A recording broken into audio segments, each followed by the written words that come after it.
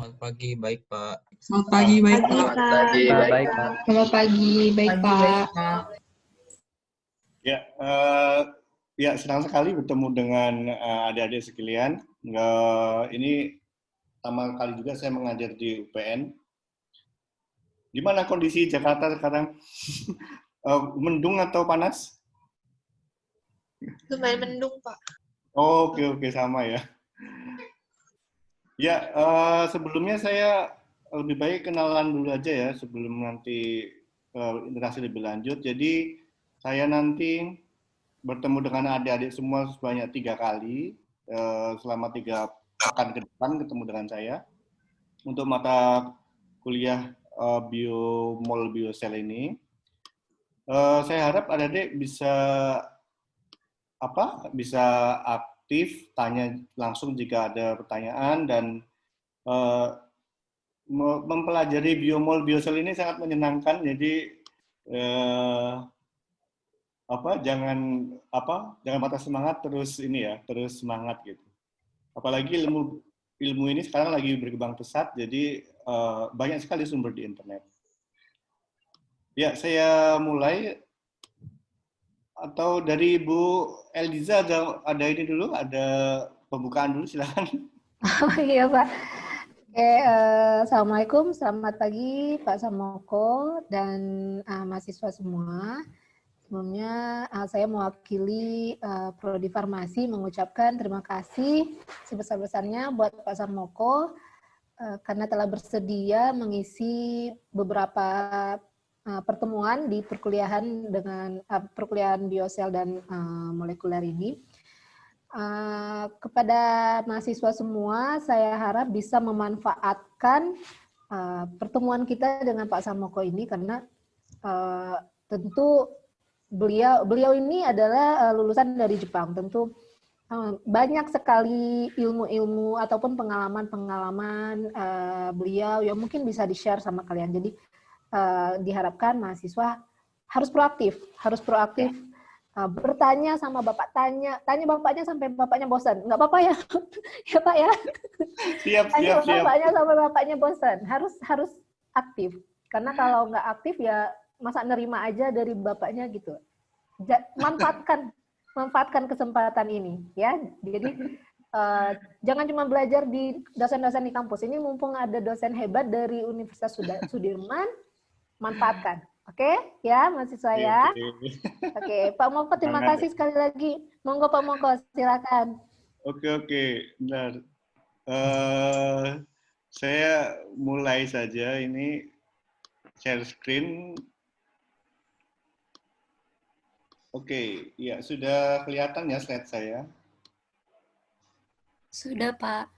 Oke, ya hari ini kita belajar topik yang sangat menarik tentang komunikasi sel ya. Jadi bagaimana sel itu ternyata ini ya tidak soliter. Sel itu butuh juga komunikasi, butuh chatting, butuh ngobrol. Nah, jadi kita akan belajar hari ini. Ya, sebelum saya mulai tentang topik ini, saya mungkin kenalan dulu ya, singkat saja, biar adik-adik tahu saya. Jadi, saya dosen di Jenderal Sudirman University di Purwokerto, Jawa Tengah. Kemudian di sana saya mengajar imunologi saat ini, kemudian biologi molekuler, biotek farmasi. Semester lalu mengajar farmakologi molekuler, terus saat ini ada mata kuliah pilihan farmakogenomik, dan juga ada toksikologi. Kemudian ini ada email saya, bisa dikontak juga, sangat mudah. HP saya juga, WA saya juga terbuka, silakan untuk dicatat, boleh. Kemudian saya punya blog ya, ini WordPress, bisa diakses juga, tapi udah lama nggak saya update. Tapi yang lalu-lalu bisa dibaca. Kemudian saya S1, S2 apotekernya itu di UGM tahun 2004 sampai 2012. Kemudian saya ambil biomedis di Nara Institute Sains Teknologi Jepang mulai tahun 2015 sampai selesai tahun lalu 2019. Oke ya, itu sedikit kenalan dari saya. Kita mulai saja ke materi. Ya, kita mulai dari sel. Mungkin ini pertama kali adik-adik bertemu dengan saya, tapi terkait selnya lebih ke molekuler gitu ya. Jadi sel kalau kalian dengar, ingatnya apa kalau sel? Kalau boleh ini boleh mengungkap pendapat. Kalau mendengar kata sel, sebenarnya apa yang terlintas pertama kali di benak adik-adik sekalian? Boleh hidupkan Izin jawab, Pak. mikrofonnya. Ya. Nama saya Nabila Khairunnisa, RPNL 32. Hmm. Setahu saya sel itu satuan terkecil penyusun makhluk hidup. Oke, ya. Satuan fungsional terkecil dalam makhluk hidup, tepat sekali ya. Jadi mengapa dulu dinamakan sel? Sebenarnya itu ada ceritanya ya. Sel itu dulu dinamakan itu ketika ada ahli, kemudian dia punya mikroskop masih sederhana, dia mengamati batang kayu. Nah, di batang kayu itu dia melihat seperti ada rongga-rongga sel gitu loh. Jadi kayak ibaratnya dia tuh ingat peneliti yang lihat tadi itu, lihat rongga-rongga pada gabus tadi itu, dia suatu teringat suatu ruangan biarawati atau biarawan itu ya, di kuil segala macam. Nah itu, mereka kan hidup di kamar-kamar. Nah, kalau di kita ibaratnya kayak kos-kosan gitulah ya. Jadi ada satu kamar, di sana ada pelengkap ya, ada tempat tidur, ada TV segala macam. Nah, ruangan-ruangan kosong itulah yang dia teringat pertama kali sehingga dinamakan sel. Nah itu, jadi ibaratnya bisa dikatakan sel itu kalau kita kayak penjara gitu ya. Jadi satu ruangan, terus kemudian ada ruangan lagi sebelahnya. Nah, itulah sel. Dan ternyata di tubuh kita mempunyai fungsional tersebut. Jadi unit terkecilnya tadi dinamakan sel. Nah, di dalam sel tubuh kita ini lengkap ya. Jadi di sana ada bagian yang menghasilkan tenaga, yaitu ada mitokondria, atau kemudian ada bagian sel yang mensintesis protein, kemudian ada yang membuat karbohidrat. Nah, semuanya itu satu fungsional itu lengkap di dalam satu unit kecil tadi. Nah, berikutnya di dalam tubuh manusia ini ternyata banyak sekali. Jadi kandungan sel di dalam tubuh kita itu ada 100 triliun. Jadi 100 triliun itu berarti hampir ya ini ya luar biasa banyak gitu. 10 pangkat 14.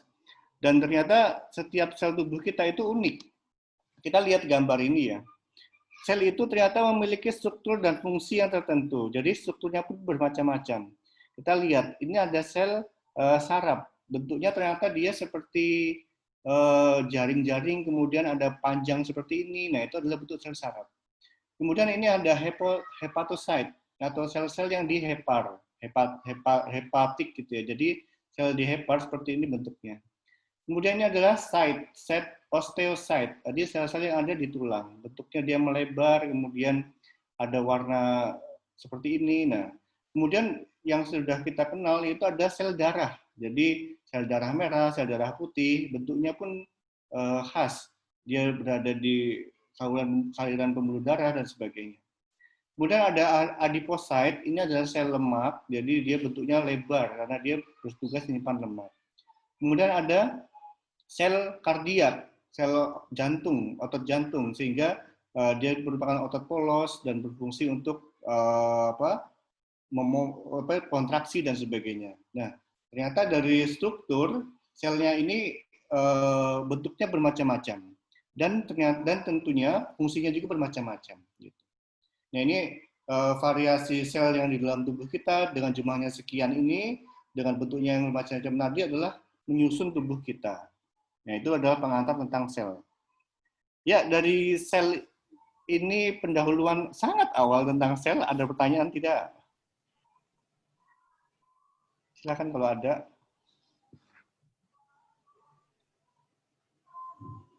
Oke, jika tidak saya lanjutkan. Nah, sel tadi saya bilang, sel itu tidak soliter. Mereka itu berkomunikasi dengan satu dengan yang lainnya. Dalam fungsinya itu adalah untuk menjaga fungsi dan integritas. Jadi sel itu tidak hanya berinteraksi dengan sel, tetapi juga berinteraksi dengan komponen aseluler, artinya bukan sel.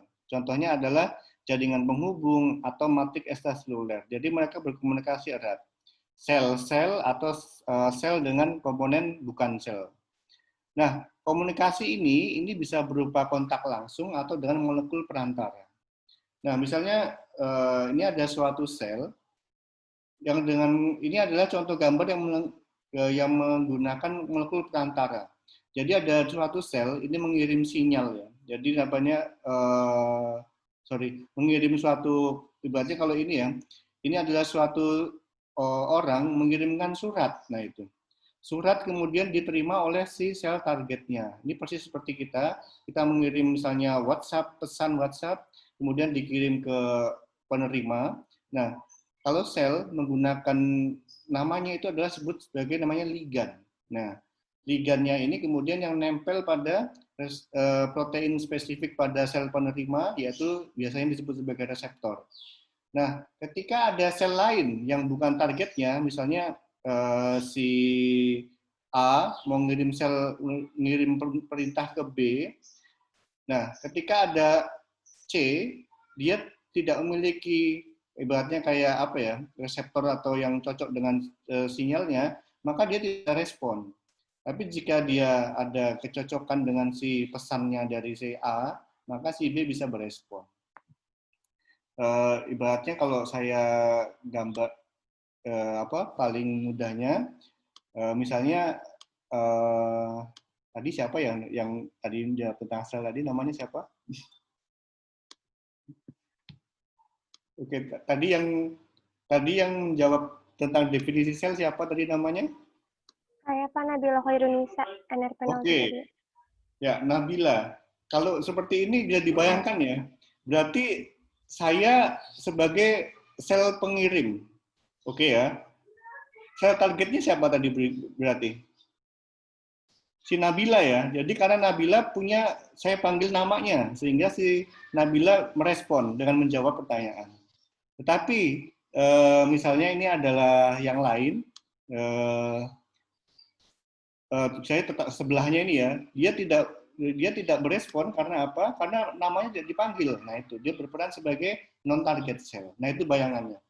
Jadi sel baik manusia atau sel, kita memiliki suatu komunikasi yang jika ada dikirimi sinyal ligan, maka dia bisa berespon.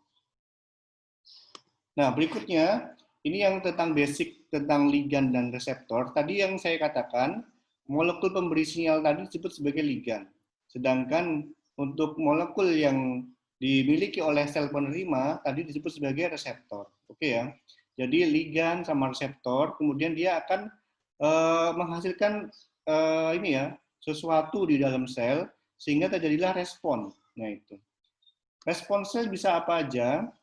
Respon sel itu banyak ya. Jadi misalnya ketika ada ligan menempel sama reseptor, hasilnya adalah perintah untuk membuat sel bergerak. Nah, misalnya dengan adanya ligan nempel pada reseptor, sel akan menjadi bergerak, kemudian dia akan berpindah. Itu contoh. Kemudian ada lagi perintah misalnya ada perintah, kemudian nempel di reseptornya. Nah, ini adalah perintah ini untuk bilang bahwa tolong sel buatkan insulin. Nah, jadi misalnya ini adalah sel beta, maka sel beta ini akan menghasilkan insulin. Nah, jadi gitu. Jadi sel target tadi dia akan mengikuti apa yang jadi perintah dari ligan tadi. Nah, jadi sekarang adik-adik sudah tahu ya. Jadi ligan itu adalah molekul pemberi sinyal, sedangkan reseptor adalah alat perasa atau sensing protein pada molekul target. Ya, silakan kalau ada pertanyaan untuk ligan dan reseptor. Ya, silakan kalau ada pertanyaan. Jadi ini masih basic sekali. Jadi Pak, tadi saya izin bertanya. Ya, silakan. Nama saya Vialeda, NRP 009, izin bertanya.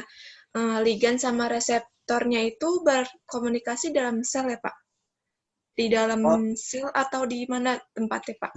Makasih. Oh, ini justru di luar. Ya. Jadi selnya tuh ini adalah membran sel, ini satu sel. Nah, ini adalah di luar sel. Ya. Jadi ini sinyal dari luar, baik dari jauh atau tetangganya. Jadi ibaratnya ini adalah satu sel, kemudian ini adalah membrannya. Nah, di membrannya itu ada reseptor, nah baru berikatan. Ya. Baik, Pak. Terima kasih. Iya. Saya lupa tadi ini ya. Makasih, Vivi. Saya tadi lupa belum menceritakan ini kejadiannya di luar sel ini ya. Oke. Sinyal ekstraseluler memberikan perintah sel dan terjadi respon intraseluler seperti itu. Oke, saya lanjutkan. Nah, jenis komunikasi sel ini secara garis besar ini bisa dibagi menjadi 5 ya. Tapi ini tidak kaku, bisa nambah atau justru di buku yang lain ada bisa menemukan yang kurang. Jadi ada pensinyalan endokrin, ini sangat terkenal ya. Saya yakin adik-adik sudah sering dengar ketika SMA. Kemudian ada pensinyalan parakrin.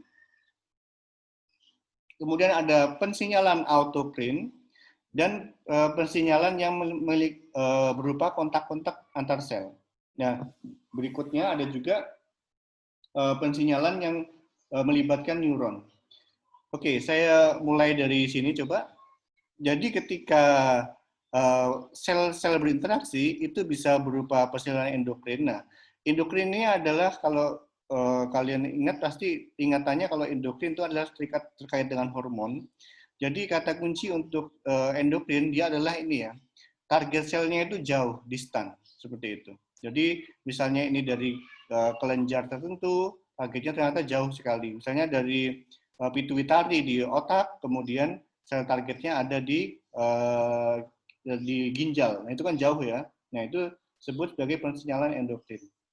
Nah untuk pensinyalan parakrin, ini selnya lumayan dekat, jadi adjacent. Ini tetangga, sel target tetangga. Jadi tidak begitu jauh, jadi tidak sejauh si endokrin.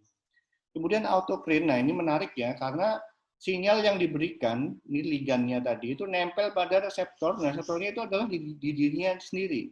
Nah itu adalah autokrin. Kemudian ada sel yang mudah kita pahami, yaitu dengan kontak. Jadi mereka kontak, kemudian ada pensinyalan. Kemudian ada spesial pensinyalan lain, yaitu melibatkan neuron atau sel saraf. Jadi ini adalah sel saraf, kemudian ini adalah sel target, sehingga nanti akan mengirimkan suatu ligan. Nah, khusus untuk yang saraf ini, ligannya disebut sebagai neurotransmitter. Oke, tentang 5 jenis pensinyalan ini, silakan kalau ada pertanyaan. Ya, pelan-pelan. Jadi kata kuncinya dipegang. Endokrin itu jaraknya jauh antara target dan sel pengirim sinyalnya.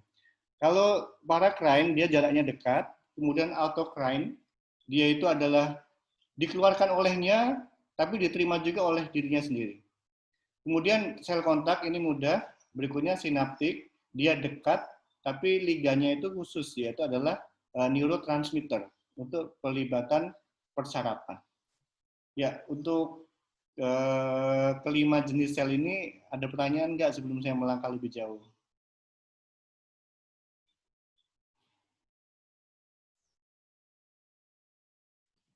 Oke, jika tidak saya lanjutkan. Ya, sekarang saya mulai dari pensinyalan autokrin. Tadi masih ingat ya, jadi autokrin signaling ini sinyal yang dikeluarkan oleh dia dan targetnya adalah sel yang sama. Jadi kita lihat gambar ini, si sel ini dia mengeluarkan suatu bulat-bulat ini tadi apa namanya? Ligan ya. Ligannya kemudian dia punya reseptor di dirinya sendiri. Nah, ini adalah contoh konsep dari autokrin. Kemudian contohnya apa yang terjadi di sana? Jadi adik-adik tahu ya, ada sel darah putih namanya limfosit. Nah, sel darah putih limfosit tadi, dia itu mengeluarkan suatu ligan, ligannya itu namanya adalah sitokin IL-2. Ini adalah contoh ligan dari yang dihasilkan oleh limfosit. Ini adalah sitokin IL-2. Nah, sitokin IL-2 itu akan nempel pada reseptor IL-2, dan ternyata reseptor IL-2 juga itu ada di permukaan sel ini. Nah, akibatnya apa? Ketika IL-2 ini adalah ini ya, suatu sitokin pertumbuhan. Jadi ketika dia nempel pada reseptornya, sel ini akan mengalami proliferasi atau pembelahan gitu ya. Jadi selnya yang semula 1, ketika dia dikasih IL-2, maka dia akan berproliferasi menjadi 2, 4, 8, 16, dan sebagainya. Sehingga selnya ini akan menjadi banyak. Nah, itu adalah contoh pensinyalan autokrin. Ya, ini saya punya video ya tentang autokrin ini. Supaya lebih paham, saya tunjukkan gambarnya, tayangannya.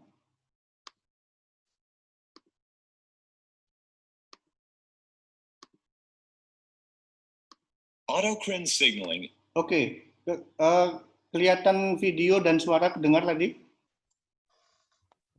Terlihat dan terdengar, Pak. Dengar, Pak. Terlihat dan terdengar. Autocrine signaling is a form of communication where a cell interacts with itself. It is the signaling and targeted cell, releasing the ligand that will then primarily bind to its own receptors. For example, white blood cells called T lymphocytes release a class of small proteins known as cytokines that bind to receptors on the T lymphocyte surface.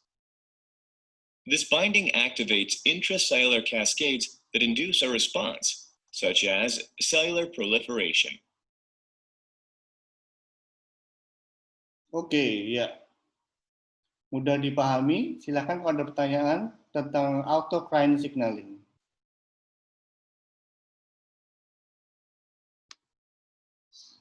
Oke, bisa dibayangkan ya. Jadi autocrine tadi si T-sel atau limfosit T, dia mengeluarkan sitokin, tepatnya adalah IL-2, kemudian dia akan mengeluarkan belum tampak ya.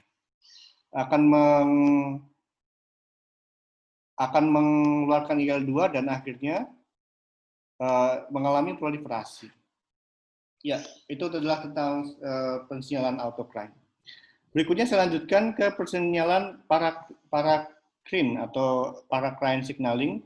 Jadi pensinyalan ini sel-selnya itu dia berkomunikasi tapi dalam jarak yang lebih relatif pendek.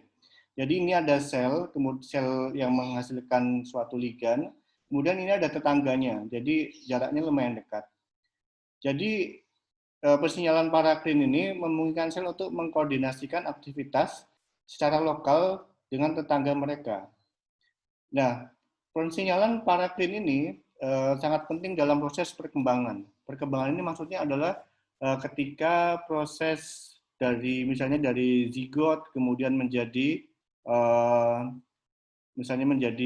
fetus dan sebagainya. Jadi ketika masih dalam proses pembentukan misalnya organ-organ atau pembentukan individu di dalam masa kandungan. Nah, ini contohnya. Jadi pasti tahu ya siapa ini. Ini adalah Sonic Hedgehog. Jadi dia tokoh kartun atau di Sega game gitu ya. Jadi ada suatu notochord. Notochord ini dia menghasilkan namanya SHH. Jadi Sonic Hedgehog Signal. Jadi ini adalah ligan. Nah, ini adalah spinal cord. Jadi batang awal ketika proses perkembangan. Nah, si notochord ini dia mengeluarkan namanya adalah SHH. SHH itu suatu ligan. Nah, bisa dibayangkan ya ketika di sini gambarnya. Misalnya ini ada 5 ruangan. Ketika sumbernya di sini, siapa yang coba di sini aja? Siapa yang mendapat high dose SHH dan siapa yang paling dapat rendah SHH. Seandainya ini namanya V3, satu lagi V0. Silakan. Siapa yang menerima high dose SHH? Izin menjawab, Pak. Saya Alifadean RP 031. V3, ya. Pak. V3, oke. Kemudian yang mendapat paling rendah siapa? V0, Pak. V0. Nah, menariknya di sini tadi Mbak ya. Jadi ternyata dalam proses perkembangan ini kan berarti jaraknya sangat dekat ya. Jadi ini dalam proses perkembangan. Ibaratnya ini ada beberapa ruang. Nah, ketika SHH nempel di ruang mendapat akses V3 itu mendapat akses SHH, nah high dose SHH dia akan mengarahkan bagian ini menjadi neuron penghubung. Dan kemudian ketika dosisnya dia akan sedikit lebih rendah dibanding V3, dia akan menjadi namanya motor neuron. Kemudian yang lebih sedikit lagi, dia akan menjadi neuron konektor. Ya, V1, V2, V1, V0. Jadi sedemikian ini ya, sedemikian canggihnya ketika proses embryogenesis atau proses development di dalam tubuh kita, dari sel yang tadi, dari bagian ini yang belum terbentuk secara jelas, ternyata dengan pemberian SHH dalam dosis yang berbeda, ketika dia semakin banyak, semakin dekat menghasilkan neuron konektor, agak jauh menghasilkan neuron motor, ketika agak jauh lagi menghasilkan neuron konektor jenis lainnya. Nah, seperti itu. Jadi ini adalah contoh pensinyalan paraklim yang sangat penting atau sangat terkenal dalam proses development. Ya, silakan ada pertanyaan.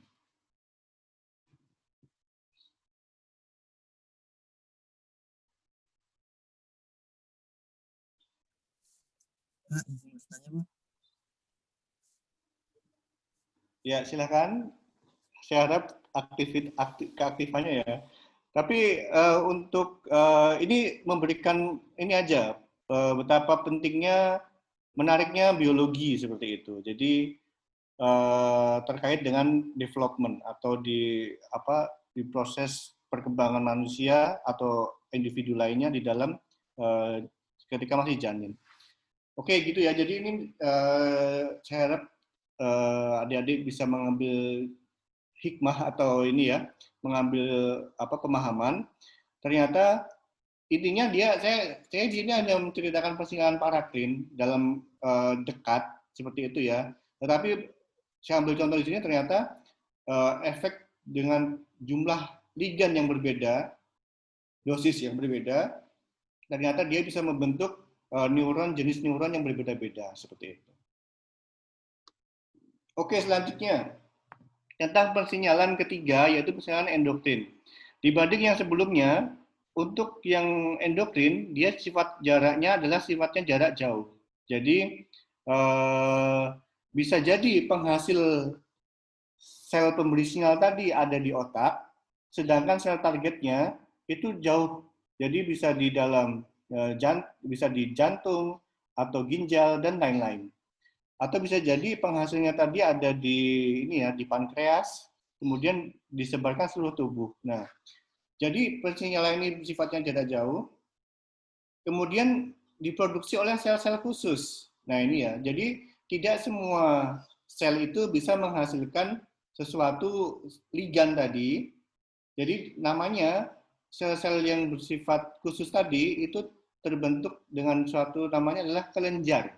Jadi kelenjar adalah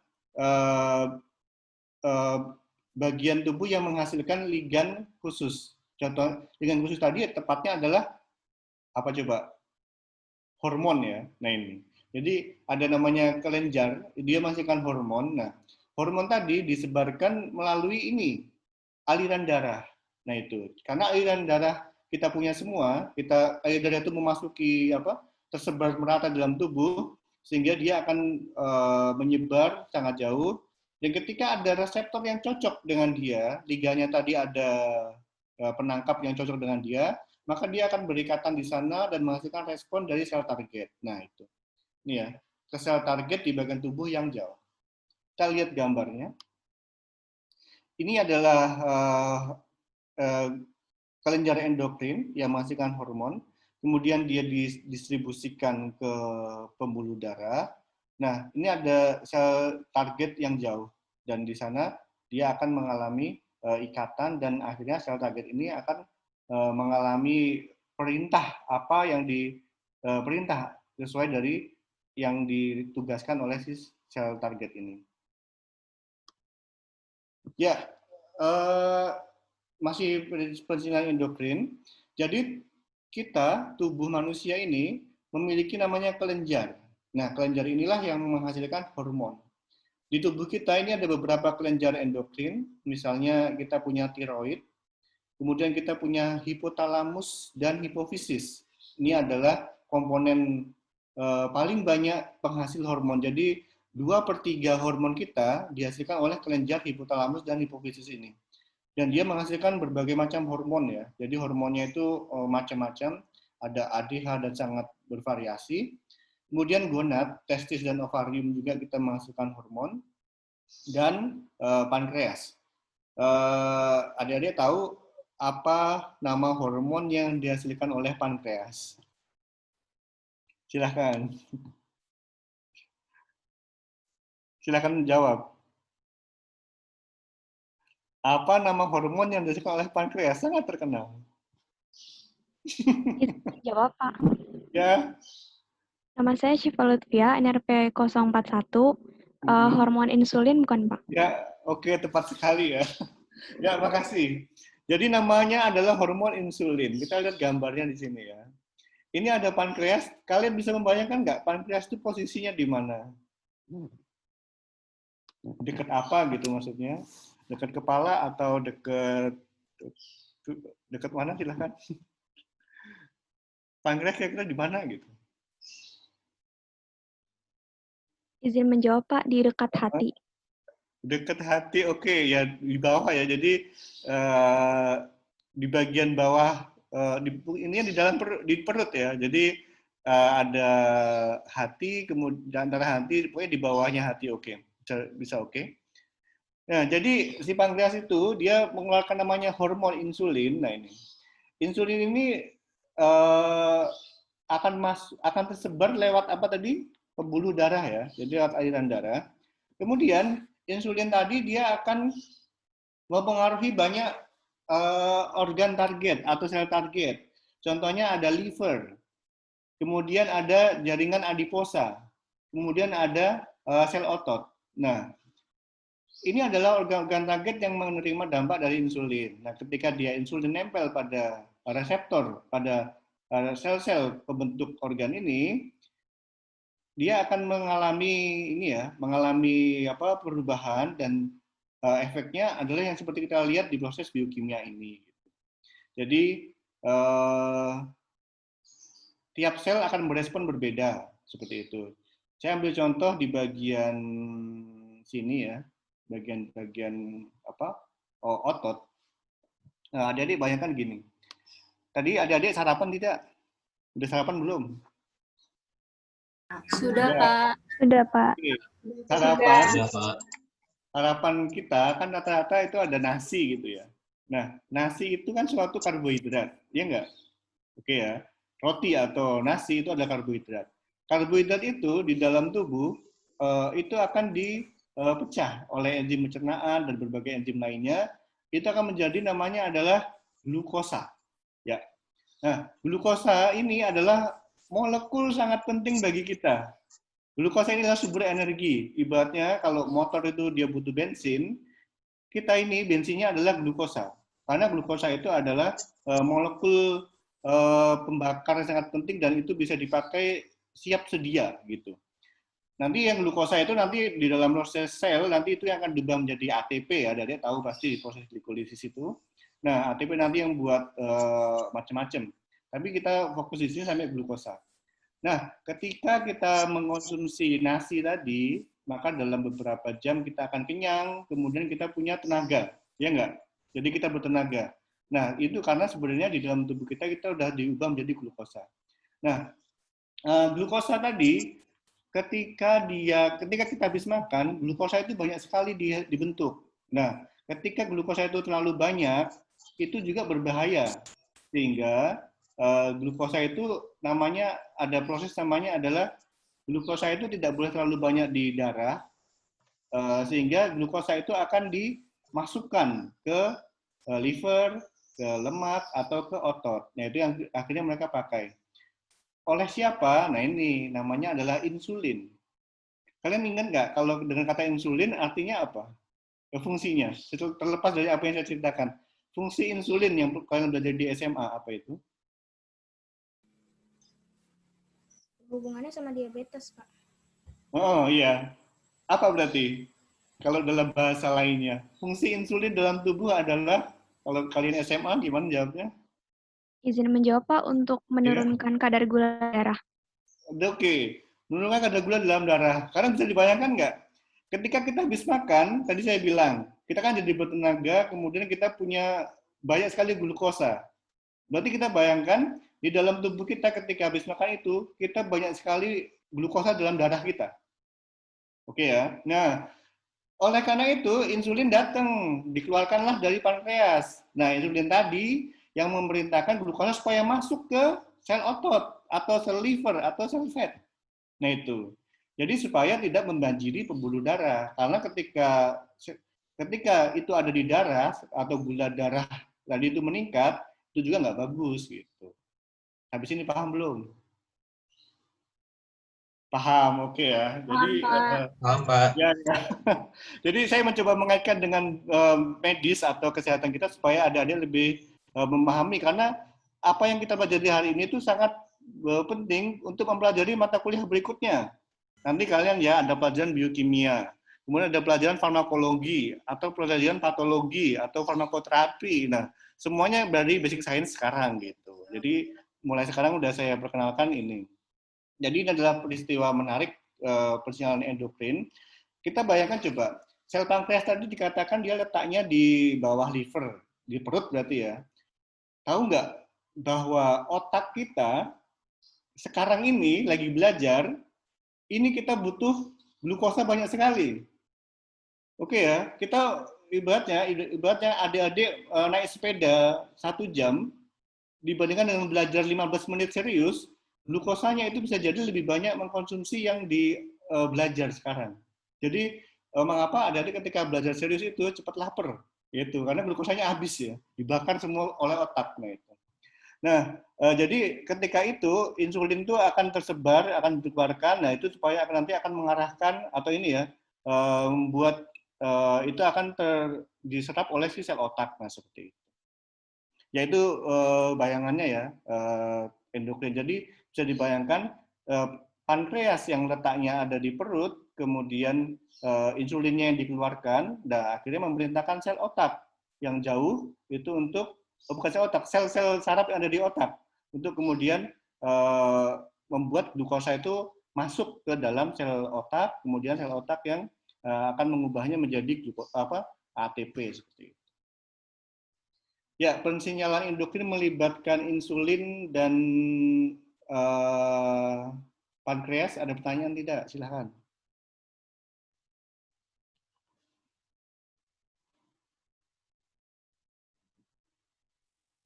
Pak, izin bertanya. Ya, silakan. Nama saya Nabila Syifa, NRP 012. Kan tadi kata Bapak, kelenjar endokrin itu dia mengeluarkan hormon. Nah, hormonnya itu ligan atau gimana sih, Pak? Maksudnya ligan itu bisa berbentuk hormon atau gimana, Pak? Terima kasih. Oke. Tadi pertanyaannya, kelenjar tadi menghasilkan ligan, kemudian mengeluarkan hormon terus? Iya kan tadi kata Bapak, pensinyalan endokrin ini kan kelenjar endokrin mengeluarkan hormon. Oh, oke. Hormonnya itu ligan atau beda lagi sama ligan, Pak? Oke. Iya. Oke, jangan confuse ya. Jadi ligan itu istilah umum. Jadi hormon itu termasuk ligan. Jadi kalau di gambar yang awal tadi, paling awal tadi ini ya. Nah ini bisa berupa macam-macam, bisa berupa hormon, bisa berupa neurotransmitter, berupa faktor pertumbuhan. Jadi namanya bisa macam-macam. Nama umumnya adalah ligan, seperti itu. Oke, paham ya? Baik, terima kasih, Pak. Iya, jadi hormon itu adalah contoh dari ligan. Ya. Yang saya katakan tadi ini adalah, misalnya ini adalah contohnya adalah insulin. Nah, reseptornya adalah insulin. Nah, ini adalah misalnya sel otot. Nah, nanti berikutnya dia akan menyimpan glukosa untuk masuk, seperti itu. Ya, silakan yang lain. Saya harap nanti ketika slide berikutnya Anda itu udah bebas, sudah paham gitu. Ya, silakan.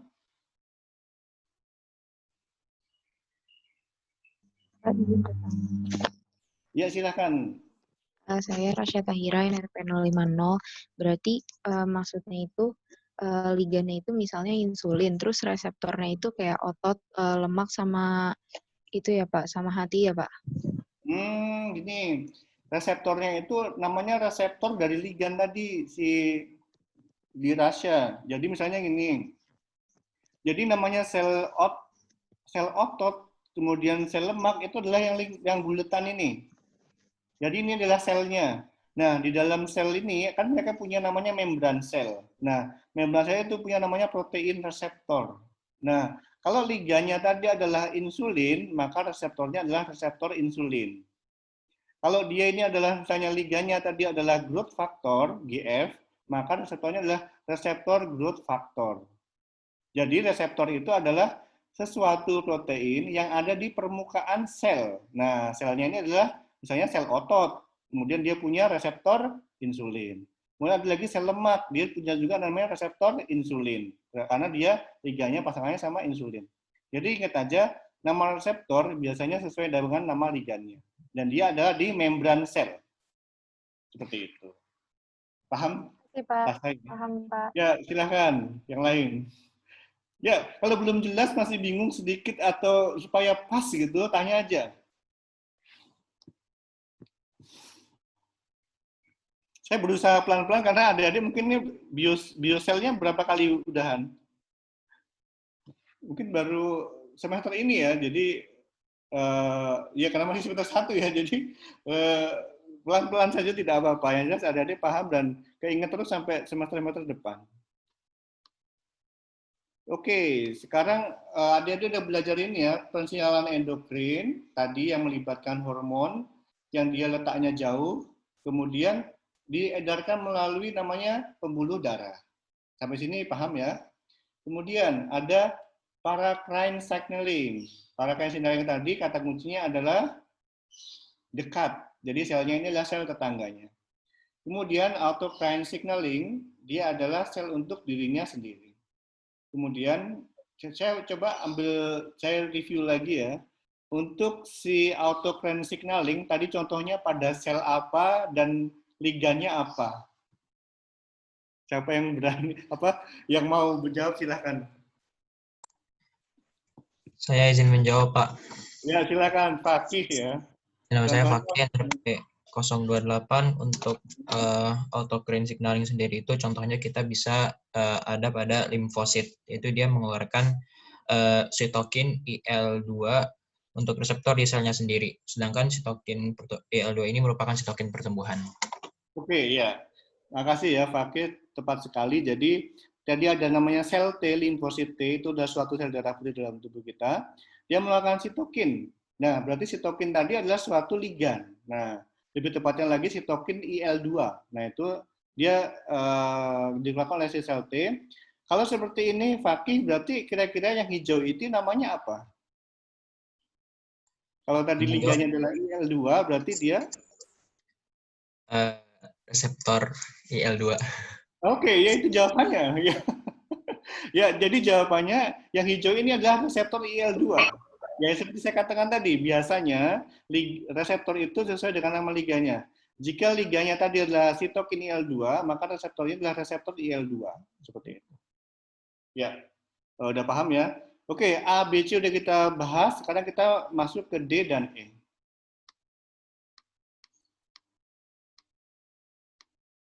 Ya, ini adalah sel pensinyalan melalui kontak sel dan sel. Sebenarnya ini kalau ini mudah dipahami ya, ketika sel dia berkontak, kemudian dia akan bisa berkomunikasi. Ibaratnya kalau kita ini ya, bisik-bisik gitu ya. Jadi dalam kondisi yang sangat dekat dan bernempel, kemudian terjadi pertukaran tertentu sehingga terjadi komunikasi. Nah, ada perbedaan antara sel hewan, kita termasuk animal cells ya, dan kemudian ada sel plant atau tumbuhan. Jadi kalau sel hewan, komunikasi ini melalui ada suatu namanya gap junction. Jadi ini adalah ini pada hewan, sedangkan pada tumbuhan namanya adalah plasmodesmata. Ini. Nah, sel-sel yang kontak ini dihubungkan oleh gap junction atau plasmodesmata, itu adalah saluran kecil yang secara langsung menghubungkan sel-sel dengan sel-sel tetangga. Jadi itu prinsipnya. Jadi pada sel hewan namanya gap junction, pada sel tumbuhan namanya adalah plasmodesmata. Nah, saluran ini berisi air ya, artinya dia suatu, ibaratnya kalian tahu ya, ini adalah suatu terowongan antar dua sel melalui membran-membrannya. Nah, itu berisi air. Nah, sel ini bisa berkomunikasi, kita lihat, ini ada sesuatu yang ditransfer dari mereka. Yang tak lain ini sebenarnya adalah ligan ya. Jadi yang merah, yang bulat sama yang kotak ini adalah ligan. Mereka saling bertukar melalui gap junction. Ini juga sama pada tumbuhan. Nah, saluran berisi air sehingga molekul pemberi sinyal tadi, contohnya adalah sinyal tadi adalah atau disebut sebagai media atau intraseluler, dia melalui proses difusi, difusi antar sel. Nah, ini adalah contoh pertama bagaimana kontak sel-sel itu terjadi. Jadi melalui gap junction pada hewan atau plasmodesmata pada sel tumbuhan. Paham ya dengan kontak sel-sel ini? Ya, berikutnya ada namanya pengenalan sel. Dia tidak melalui gap junction atau plasmodesmata, tetapi adanya kecocokan antara sesuatu yang dimiliki oleh si sel A dengan sesuatu yang dimiliki oleh si sel B. Nah, sehingga ketika mereka kontak fisik seperti ini akan dihasilkan suatu sinyal yang mempengaruhi si sel B. Jadi kita lihat si sel A ini dia punya hijau ini, bulat ini ternyata cocok dengan ini pasangan protein pasangannya si sel B. Nah, dengan penempelan ini si sel A akan memberikan perintah ke sel ke B untuk merespon atau memerintahkan suatu perintah. Seperti itu. Ya, dua jenis kontak sel-sel ini bisa dipahami ya. Jadi yang melalui kontak melalui saluran kecil ini atau melalui kecocokan antara protein yang ada di A dengan protein yang ada di B, seperti itu. Nah, tadi yang melalui kontak sel tadi saya bilang untuk pada hewan, tadi kanalnya namanya apa? Masih ingat nggak? Saluran kecil berisi air, tadi namanya apa? Izin menjawab, Pak. Ya, Alifa. Gap junction, Pak. Gap junction, oke. Ya, bagus ya. Ini namanya gap junction channel, udah ada ya. Ya, ini ada suatu kanal. Kita lihat, ada yang bisa bayangkan nggak? Ini adalah membran sel pertama, yang bawah ini membran sel kedua. Bisa dibayangkan? Kalau yang gambar sebelumnya saya gambar gini. Kalau sekarang yang kedua ini saya berikan contoh gambar ini. Bisa dibayangkan ya. Jadi ini adalah membran sel pertama dan ini adalah membran sel kedua. Kita lihat gap junction jika dibelah menurut garis ini ya, melintang gini, ternyata dia adalah suatu channel atau kanal atau saluran gitu ya. Nah, dia dibentuk oleh namanya protein namanya connexon. Oke ya, ingat connexon. Coba kalian hitung. Dalam satu gap junction, dia disusun oleh berapa connexon?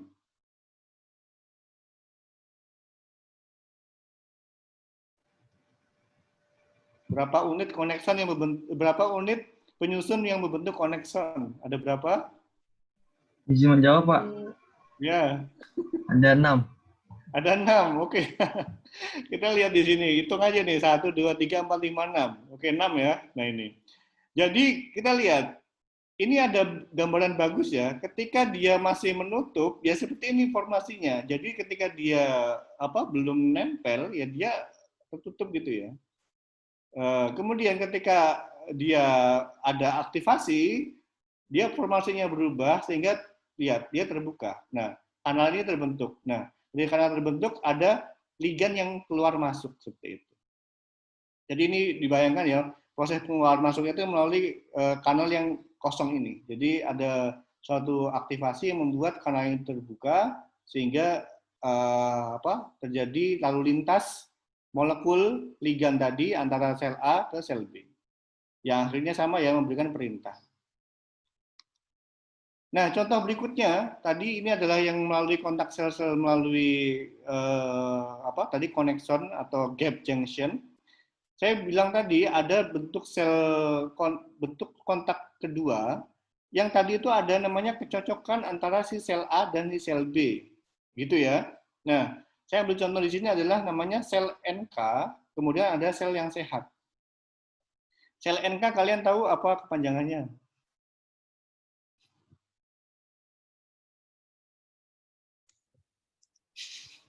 Menjawab, Pak. Iya. Menjawab. Siapa? Yolanda. Oh iya, saya Yolanda Sharon, NRP 013. Ini natural killer gitu, jadi mungkin sel yang merusak gitu, Pak. Oke, benar ya. Natural killer itu sel imun ya. Jadi kita namanya ada sel imun. Sebenarnya dia punya dua fungsi, bisa merusak, bisa.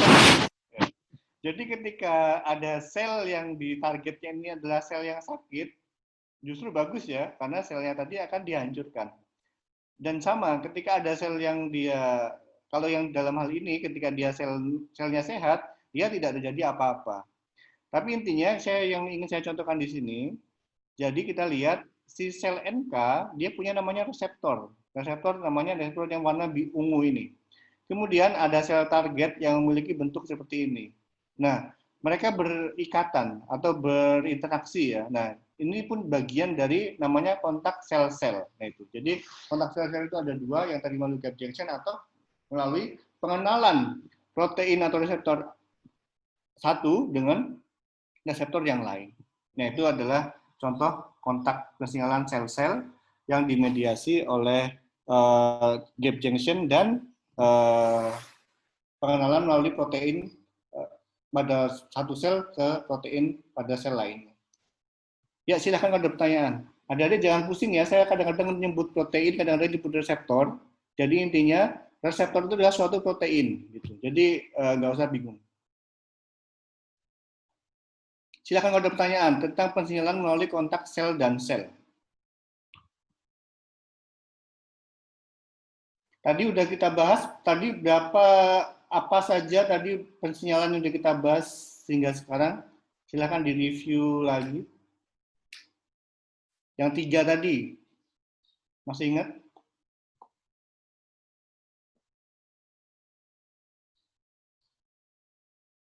Oke ya, tadi udah keempat, sekarang ke 5. Ya. Ini ada namanya pensinyalan yang melibatkan neuron atau sinaps ya.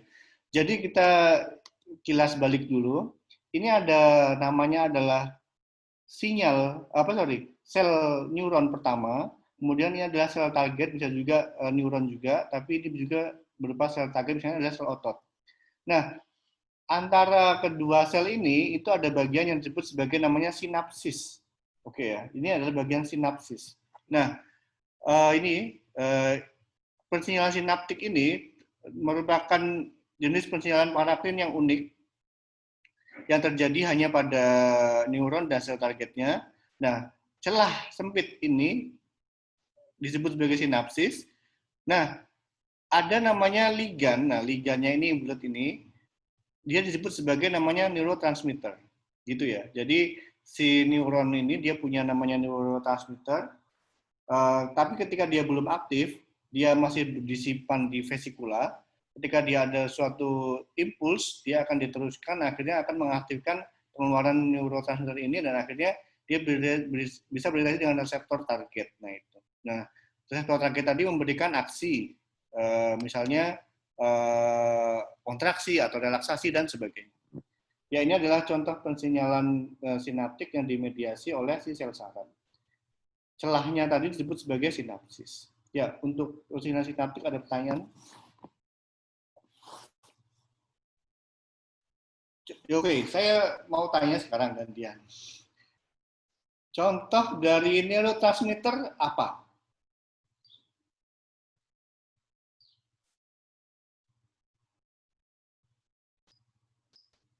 Silakan hidupkan mikrofonnya. Contoh dari neurotransmitter yang kalian tahu. Oke,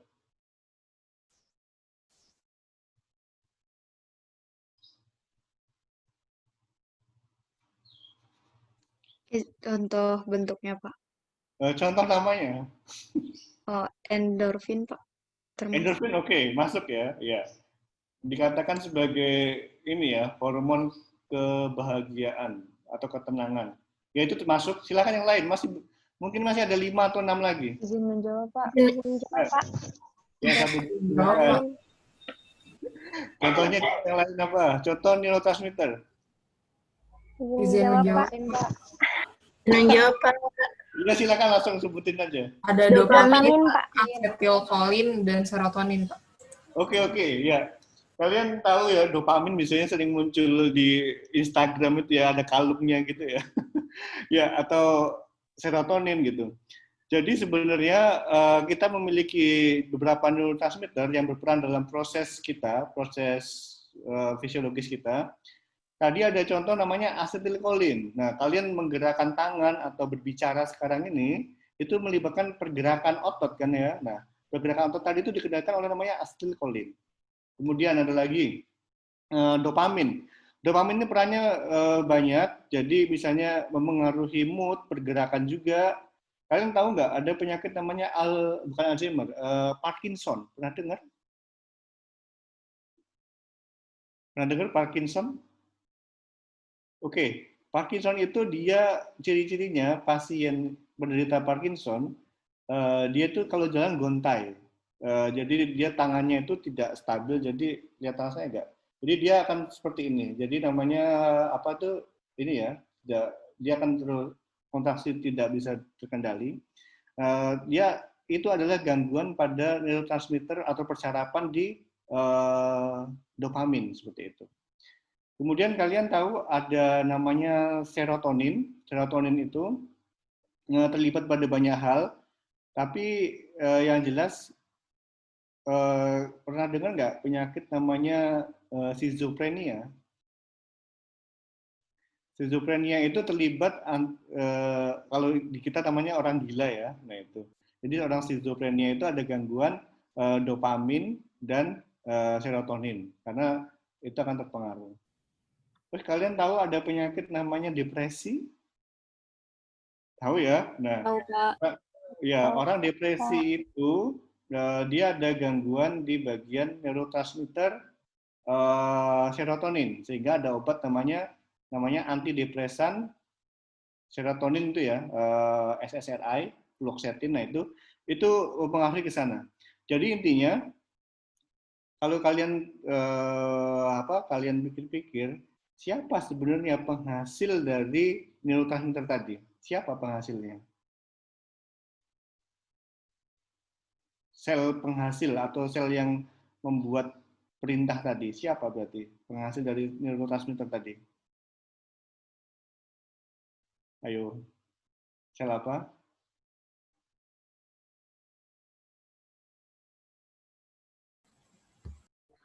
Izin menjawab, Pak. Iya, sel apa, Mas? Nama Haris Antonius, NRP 020. Sel otak bukan, Pak? Kurang dikit lagi tepat. Di otak ada sel apa? Pak, izin menjawab, Pak. Oke. Sel apa namanya? Saya Manda, NRP 027. Sel neuron bukan, Pak? Iya, sel saraf atau neuron. Oke. Jadi tadi otak itu adalah bukan sel ya. Otak itu mungkin saya lupa namanya, dia organ mungkin ya, bukan jaringan. Nah, di otak itu kan kita lihat itu ya. Kalau sel kan bagiannya, jadi kecil. Nah, itu adalah bagian. Itu namanya sel saraf. Nah, nama lain sel saraf itu adalah neuron. Oke ya, jadi nerve cell atau neuron itu adalah sel saraf. Nah, itu. Saya tanya lagi berikutnya. Oke, kembali tadi ya. Berarti neurotransmitter itu dihasilkan oleh sel saraf, benar. Sehingga nanti kalian bayangkan nggak, sel itu kan berarti dihasilkan oleh sel saraf. Oke ya. Kemudian yang mendapat respon itu kan banyak organ ya. Coba di jantung itu kan ada sel otot, kardiomyosit itu ya. Kemudian di tangan kita juga itu ada sel saraf. Mengapa? Kalian tahu? Kalian ingat nggak? Ketika misalnya tangan kalian menginjak paku atau misalnya terkena api, itu kan berarti ada respon nyeri, itu kan? Nah, kan berarti ada penghantaran impuls. Oke ya, saya cuma mengajak adik-adik berpikir bagaimana mungkin ya suatu apa jadi ini ya intinya ternyata sangat kompleks sekali ya pergerakan sel saraf ini, pergerakan neurotransmitter pada sel saraf ini yang dia sangat penting bagi tubuh kita. Kalau kalian ingat, kalau kalian bandingkan antara sinaptik dengan yang bagian endokrin tadi, kalian bisa menemukan perbedaannya. Untuk yang endokrin, dia ini ya, saya coba beri pancingan ini. Kalau sel saraf dan persinyalan saraf dengan persinyalan endokrin ada dua perbedaan yang sangat mendasar, yaitu adalah ketika efeknya itu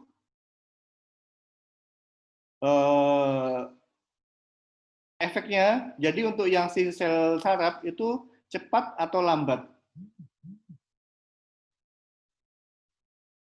Silakan jawab.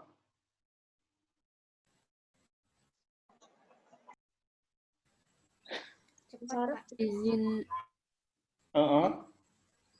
Siapa ini? Alifa atau si Astrid aja, Pak.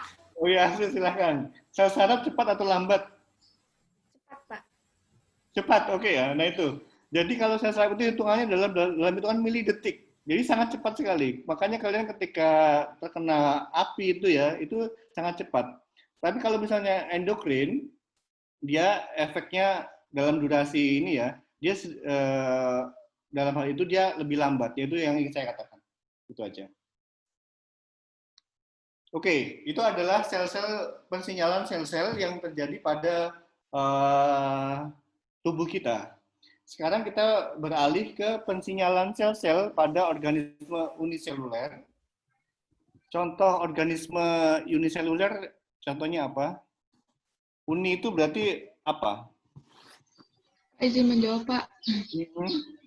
Saya Manda NRP 027, uniseluler itu contohnya bakteri, Pak. Uniseluler itu artinya jumlah selnya 1. 1, oke. Terima Oke, kasih, Pak. Ya. Apakah ada hanya bakteri saja? Ada juga amoeba, Pak. Apa contoh lainnya? Contoh makhluk uniseluler apa selain bakteri? Ista, Pak. Amoeba, Pak. Amoeba, Pak. Jamur, Pak. Jamur. Ista. Oke. Fungi ya, bukan fungi itu nama ininya kapang ya. Fungi atau kapang. Kemudian ada protozoa, oke. Nah, sekarang kita lihat pensinyalan mereka. Jadi sebenarnya saya ingin memberikan di sini apakah sel-sel makhluk uniseluler tadi itu juga mengalami komunikasi atau tidak, itu. Dan jawabannya mereka juga sama ya, mereka juga bakteri ini ya juga saling chat atau talk dengan teman-temannya. Jadi dia bukanlah makhluk yang soliter, mereka ngobrol juga kok. Nah, menariknya bakteri ini menggunakan sinyal kimiawi untuk mendeteksi ini ya, namanya kata kuncinya kepadatan populasi. Jadi ada beberapa bakteri di area tertentu, dan sehingga ketika dia mendeteksi kepadatan populasi, dia akan mengubah perilakunya. Nah, proses yang seperti ini disebut sebagai namanya adalah pensinyalan quorum sensing atau penginderaan quorum. Kalian sering dengar ya, ada namanya ketika rapat, oh ini belum quorum. Nah, itu artinya tadi ya, berdasarkan kepadatan. Jadi, pensinyalan oleh mereka disebut sebagai quorum sensing atau penginderaan quorum. Nah, bakteri memantau kepadatan populasi berdasarkan sinyal kimiawi yang saya jelaskan. Ketika tadi udah mencapai ambang batas tertentu, dia akan mengubah ekspresi bakteri gen yang akhirnya akan terjadi sesuatu yang terjadi bersamaan. Saya ambil contohnya sangat bagus ini ya. Kalian tahu ini gambar apa coba? Ini adalah cumi-cumi ya. Cumi-cuminya ini apa yang kelihatan di sini? Ada apa di sini? ada cahaya ya. Jadi seolah-olah dia bersinar. Nah, jadi cumi-cumi Hawa ini dia namanya adalah bersimbiosis dengan bakteri Alivibrio fischeri ini. Jadi mereka saling menguntungkan hubungannya. Nah, si bakteri tadi itu dia membentuk koloni sehingga memancarkan cahaya.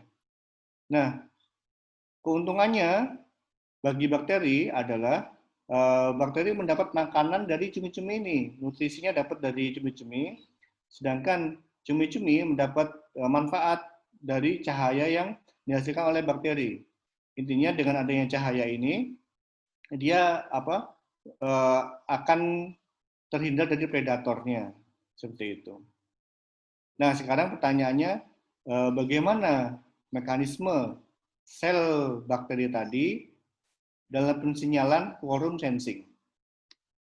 Oke, udah siap belum? Ini agak ribet ya, tapi mudah-mudahan adik-adik paham.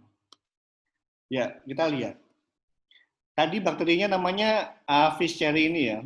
Jadi pelan-pelan aja supaya adik-adik paham. Quorum sensing ini penting. Ketika adik-adik nanti belajar resistensi antibiotik, dasarnya dari sini. Ketika nanti semester di farmakologi. Pelan-pelan saya jelaskan. Jadi tadi ada bakteri ya, namanya adalah A. fischeri ini. Sebenarnya si bakteri tadi punya dua pilihan. Dia mau hidup sendiri di laut lepas, atau dia boleh berkelompok menempel pada cumi-cumi. Seperti itu. Jadi dia ada dua pilihan. Tapi mereka berbeda sifat ketika dia hidup sendiri dan hidup menempel pada cumi-cumi. Ketika dia hidup bebas di laut, mereka tidak bersinar. Oke, sampai sini paham ya?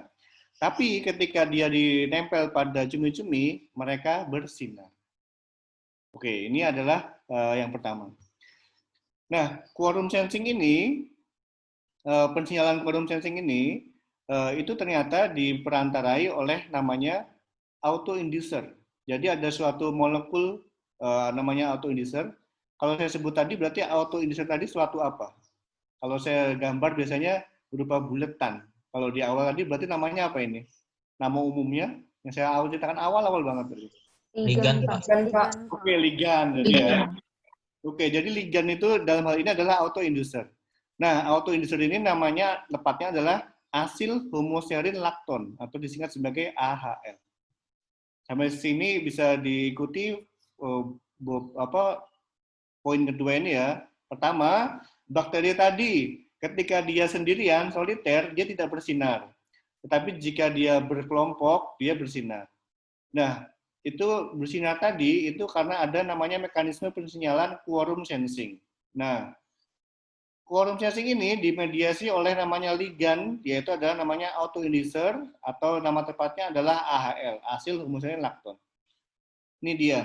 Ketika AHL kadarnya cukup tinggi, berarti di sana ada namanya densitasnya atau kepadatannya itu tercukupi. Nah, kepadatannya itu tercukupi sehingga AHL nanti itu akan masuk atau akan masuk ke dalam sel yang menghasilkan tadi atau ke tetangganya. Nah, akhirnya itu akan mengaktifkan protein pada sel. Nah, protein tadilah yang membuat dia bercahaya. Coba kita lihat gambarnya seperti ini. Kita lihat gambar ke atas. Ini adalah low density, jadi low cell density. Jadi sel yang kepadatannya rendah. Jadi cuma digambarkan di sini cuma satu. Kemudian ada high cell density. Jadi sel ini kepadatannya tinggi. Kita lihat. Ketika dia yang sendiri, dia akan mengeluarkan namanya adalah si autoinducer atau ligan tadi. Nah, sebenarnya autoinducer ini dia ya lepas gitu. Jadi sebenarnya dia bisa berdifusi menjauh dari sel. Kemudian ketika dia dilepas ini ya dia tidak ada apa-apa karena dia tidak bisa mengaktifkan sel tetangganya dan lain-lain. Tetapi jika selnya dia densitasnya tinggi, kita lihat. Nah, ketika dia mengeluarkan sel tadi ini, kemudian ada namanya sel lain itu dia juga berespon. Jadinya dia mengeluarkan autoinducer ini. Nah, ketika banyak sel mengeluarkan sama, nah mereka itu kayak apa ya? Kayak namanya ini yang coret-coret. Ntar dulu ya coret-coretnya ya. Jadi mereka ini ketika udah berkelompok, ternyata mereka kayak bikin kesepakatan. Oke, deal yuk kita mengeluarkan cahaya. Nah gitu. Jadi komunikasi itu dari molekul autoinducer tadi. Jadi ibaratnya kalau kayak gini ya, ini bisa dibagikan, ini suatu pesan. Pesan yang diberikan secara sporadis, dikirimkan ke mereka semua, satu kelompok ini. Ketika mereka udah cukup nih pesannya, kira-kira udah mencukupi, mereka sepakat, oke, kita akan membagikan cahaya. Nah, sehingga si autoinducer tadi dia akan masuk ke dalam sel, kemudian akan dihasilkan protein yang menghasilkan cahaya. Nah, di saat itulah mereka bercahaya. Oke, saya berikan videonya saja ya, nanti supaya adik-adik bisa ada gambaran.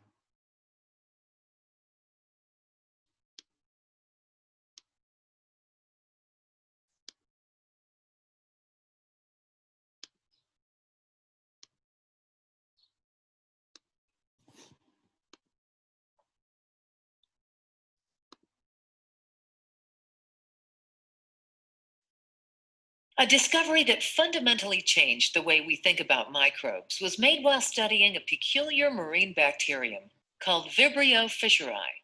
In the dark, colonies of Vibrio fischeri are bioluminescent. Although these bacteria can survive as planktonic forms in marine environments, Vibrio fischeri predominantly lives in symbiosis with certain marine animals, such as the Hawaiian bobtail squid, Euprymna scalopes. The bacteria colonize and receive nutrients inside the light organ, a structure located in the squid's mantle cavity. The bacteria glow only under certain conditions. The genes needed to make light are off when bacterial cell densities are low, such as in seawater, but turn on under crowded conditions, such as in the light organ of the squid, when enough cells are together to make a visual impact. How do cells know they've achieved an adequate number of nearby individuals, that is, a quorum, before turning on their luminescence genes? It turns out that this phenomenon, called quorum sensing, is only loosely associated with cell numbers. Induction of a quorum-sensing gene system requires the accumulation of a molecule called an autoinducer. After a cell produces an autoinducer, the molecule rapidly diffuses out of the cell. The more cells in a given space, the faster the autoinducer builds up, and the more likely it will re-enter cells and trigger the luminescence response. Under laboratory conditions, the artificial addition of the Oke, sampai sini dulu. Ya, silakan adik-adik ada pertanyaan tentang quorum sensing.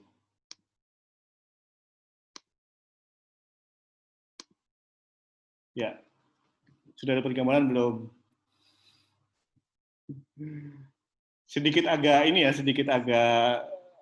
kompleks dibandingkan awal, tapi saya perkenalkan ada komunikasi sel seperti itu. Silakan kalau ada pertanyaan atau memberikan komentar apa yang adik-adik pahami. Silakan. Nama saya Astrid, Pak. Oke, Astrid gimana? NRP 037, berarti itu cahayanya itu dihasilkan oleh si autoinducernya atau gimana ya, Pak? Jawabannya bukan. Jadi autoinducer tadi dia akan masuk ke dalam sel bakteri tadi. Nah, di sana dia akan memerintahkan protein yang bisa bercahaya. Nah, itu yang jadi bukan autoinducer, tapi dia hanya memicu sel untuk yang protein bisa bercahaya gitu. Berarti yang menghasilkan cahaya si proteinnya itu ya? Protein lain, ya. Oh ya, protein lain. Enggak saya sebutkan di sini karena saya tidak mementingkan itu. Yang jelas di sini adalah saya mau memberikan contoh komunikasi sel melewat quorum sensing gitu. Iya, Pak. Makasih, Pak. Ya, silakan pertanyaan atau komentar yang lain. Ini konsep dasar, insya Allah kalau adik-adik paham, nanti ketika adik-adik membahas yang lain, termasuk resistensi antibiotik, kemudian tahu ya ada namanya biofilm, kalian tahu ya di gigi itu kan ada suatu kayak apa itu ya, yang bagian licin atau di kamar mandi juga ada bagian licin, itu ada namanya adalah biofilm. Itu juga sama, pembentukan berdasarkan komunikasi quorum sensing, kayak gitu. Mekanismenya seperti tadi. Silakan kalau ada pertanyaan. Harus Bapak izin jelas. bertanya. Iya, Nabila gimana? Di luar yang tadi itu Pak, yang cumi-cumi itu. Silakan. Boleh nggak Pak? Ya. Jadi kan waktu itu saya pernah jatuh, terus saya tuh telat merasakan rasa sakitnya gitu loh Pak.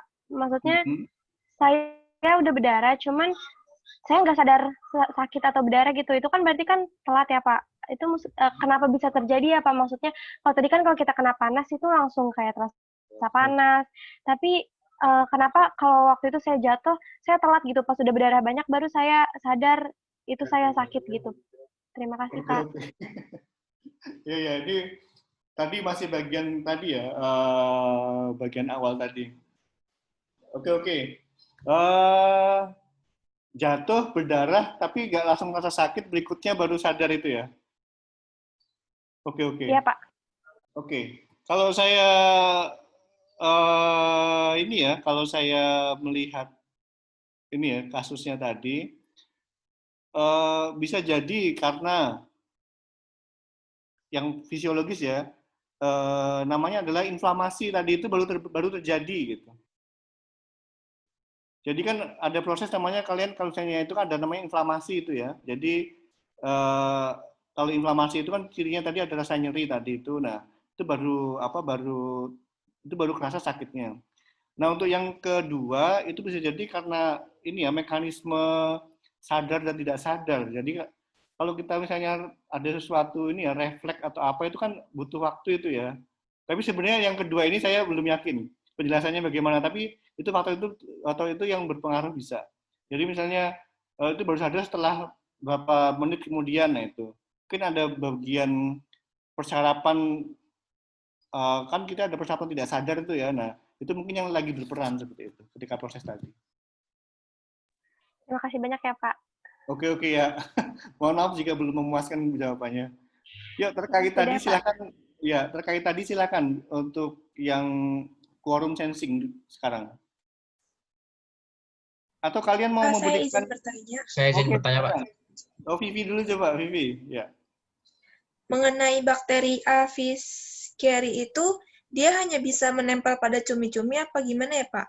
Terus kalau misalnya bisa menempel makhluk hidup lain, apa prosesnya bakal sama? Terima kasih. Ya.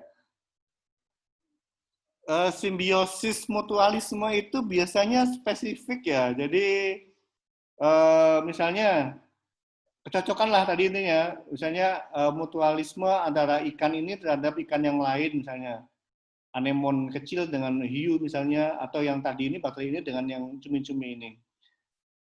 Kemungkinan besar jawaban ini saya belum cari ya, tapi menurut saya jawabannya itu spesifik ke cumi-cumi seperti itu.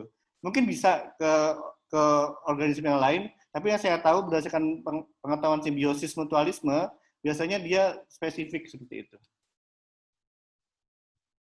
Tapi bisa dicari yang lain ya. Untuk jawaban saya sekarang mungkin hanya ke cumi-cumi dulu, tapi saya tidak tahu sebenarnya apakah dia bisa ke organisme yang lain.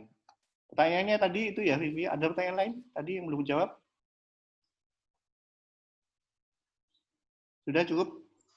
Pak, saya izin bertanya. Ya, Fakih, gimana? Saya Fakih NRP 028. Untuk quorum sensing sendiri itu, apakah ada contoh lain selain dari bakteri Alifibrosis fisheri pada cumi-cumi, Pak?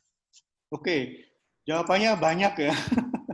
Jadi quorum sensing ini pertama kali diamati itu pada yang Alifibrosis tadi, itu yang pertama kali diamati. Jadi peneliti itu butuh waktu bertahun-tahun ya untuk bisa mendefinisikan atau menjelaskan quorum sensing ini.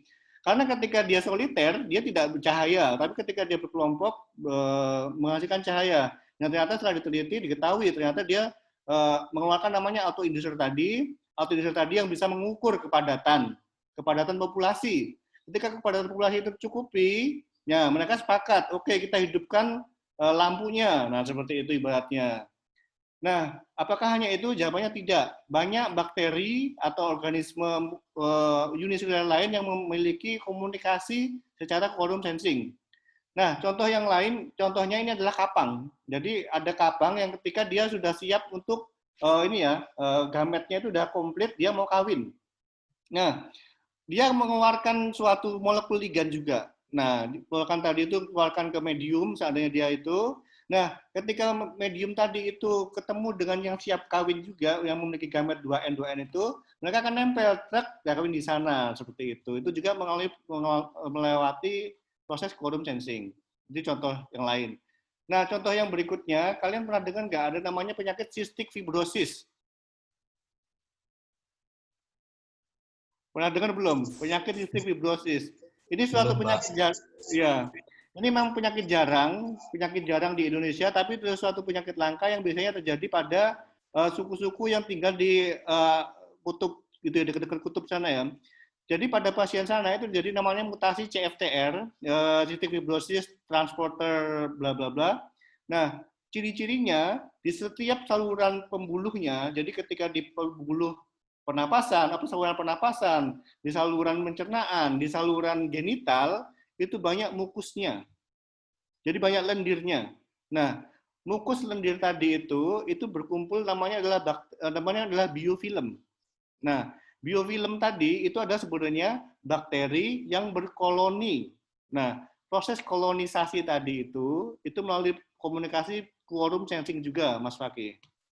Jadi banyak bakteri yang di mana yang cystic fibrosis tadi, atau perhatikan gigi ya. Gigi itu kan ada bagian licin itu kan ya. Nah, itu sebenarnya adalah quorum sensing dari bakteri. Jadi bakteri mereka berkoloni di sana dalam bentuk namanya biofilm. Nah, di sana sebenarnya mereka berkomunikasinya pakai quorum sensing, membentuk biofilm yang licin tadi itu. Ya, silakan. Terima kasih banyak, Pak. Ya. Saya ingin bertanya. Ya, Mima. Gimana? Silakan. Quorum sensing itu dapat terjadi apakah antar organisme dalam satu populasi sejenis, atau bisa misalkan bakteri Vibrio tadi dia nggak terlalu banyak organismenya dalam satu lingkungan itu, tapi di sana ada koloni cumi-cumi, apakah dia bisa tetap melakukan quorum sensing itu, Pak? Atau hanya dalam organisme dalam satu populasi sejenis? Terima kasih, Pak.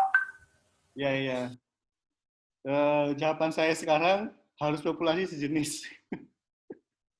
Ya, tapi bisa jadi berubah ya. Tapi yang saya pahami sekarang itu dia dalam populasi sejenis. Karena nanti tadi kan ada namanya molekul autoinducer tadi ya. Nah, molekul autoinducer tadi itu dipunyai hanya pada populasi yang dia menghasilkan si autoinducer tadi. Jadi perintahnya tadi kan ketika autoinducer masuk lagi ke dalam sel, kan perintahnya bercahaya. Nah, hanya bakteri itu saja yang memiliki kemampuan itu. Ketika dia berkelompok mengeluarkan cahaya. Oh, ya, berarti kalau misalnya bakteri tadi hidup sendiri, tapi dia berada di dalam koloni cumi-cumi, dia tetap tidak bisa melakukan quorum sensing untuk mengaktifkan cahayanya itu ya, Pak? Oh, kalau dia tadi vibrae tadi berkelompok di cumi-cumi, dia bisa mengeluarkan cahaya, bisa melakukan komunikasi quorum sensing. Kalau dia sendiri di dalam koloni cumi-cumi, Pak, nggak bisa berarti ya? Oh gitu maksudnya, oke. Kalau seperti itu, bayangan saya ya, sebenarnya kan cumi-cumi itu bergerak. Nah, cumi-cumi bergerak. Kemudian bakteri itu kan punya dua pilihan tadi, hidup sendirian di laut bebas atau di cumi-cumi. Nah, ketika berjalan yang cumi-cumi, saya yakin ada bakteri vibrae tadi yang nempel ke cumi-cumi tadi. Nah, sehingga nanti mereka akan bisa bentuk koloni di sana. Itu yang saya bayangkan ya, secara liar. Atau yang kedua gini, tadi kan bakterinya misalnya nempel cumi-cumi cuma sedikit ya, tapi kan di sana dia berkembang biak. Jadi berproliferasi dalam waktu, mungkin itu kan berarti cepat ya, misalnya dalam waktu 1 minggu bisa jadi banyak. Mereka juga bisa bentuk cahaya juga, karena mereka dari sendirinya dia kan dapat makan cukup ya. Nah, akhirnya dia bisa jadi nempel di cumi-cumi tadi bercahaya juga. Gitu ya, Mima. Paham Baik, ya? terima kasih, Pak. Ya, ya, ya.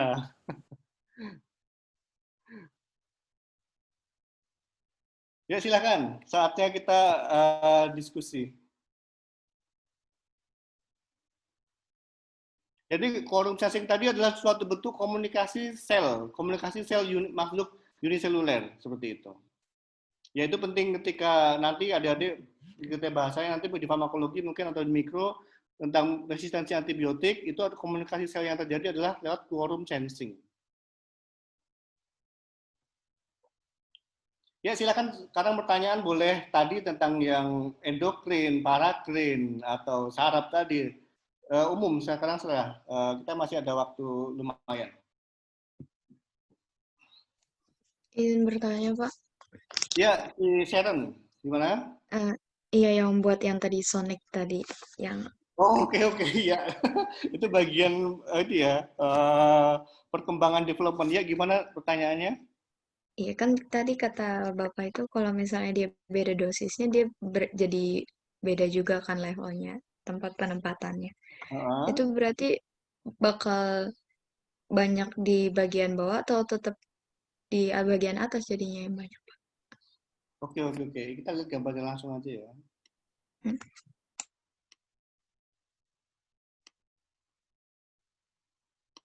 Ya, sebenarnya ya gambar Sonic Hedgehog. Oke, kita lihat gambar ini yang paling mudah. Tadi ini adalah yang bagian sini. Sebenarnya kalau dilihat dari titik-titik ini kan liganya dia sebenarnya dia udah terkonsentrasi yang di bagian sini, kemudian ada yang sebagian lagi ke sini, kemudian ke sana dan ke sana. Menurut saya ini adalah ketika dia udah masuk ke sini, dia langsung dipakai. Jadi oleh si bagian ruangan ini dia akan dipakai sebanyak sekian, di sini akan dipakai sebanyak sekian, dan ibaratnya ini langsung kepakai semua, dan ketika udah terpakai, nah dia akan menginduksi neuron yang sesuai ketika induksinya dia dosis tinggi, membentuk neuron konektor.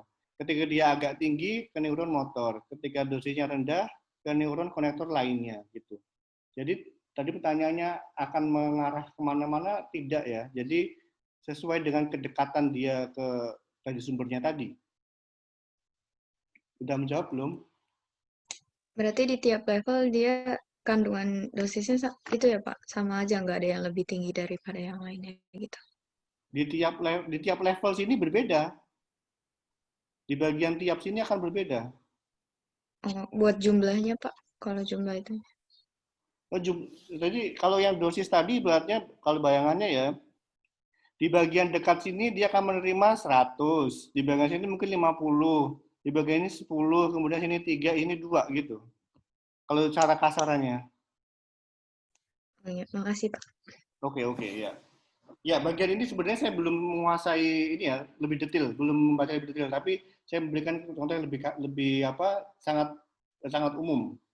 Tapi berdasarkan tadi, berdasarkan dosis ini ya, dia akan membentuk neuron yang berbeda. Ya, silakan pertanyaan yang lain. Pak, maaf saya izin bertanya lagi. Oke, silakan. Saya Nima NRP 023, saya ingin bertanya. Tadi Bapak berkata kalau reseptor itu kan adalah protein. Protein itu sebagai reseptor. Nah, apakah suatu sel reseptornya itu dia bisa memodifikasi proteinnya sendiri hingga menjadi reseptor yang cocok bagi suatu ligan? Gitu, Pak. Oh, oke, pertanyaan bagus. Oke, tunggu bentar. Oke, maaf saya ambil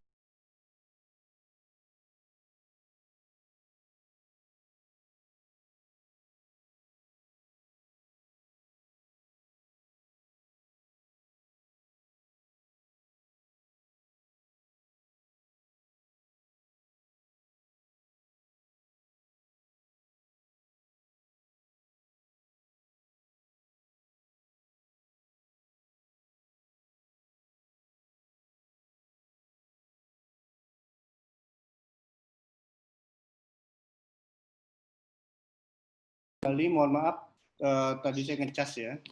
Oke, pertanyaan bagus ya. Tadi sebenarnya apakah reseptor itu bisa memodifikasi dan akhirnya bisa berubah? Jawabannya tidak.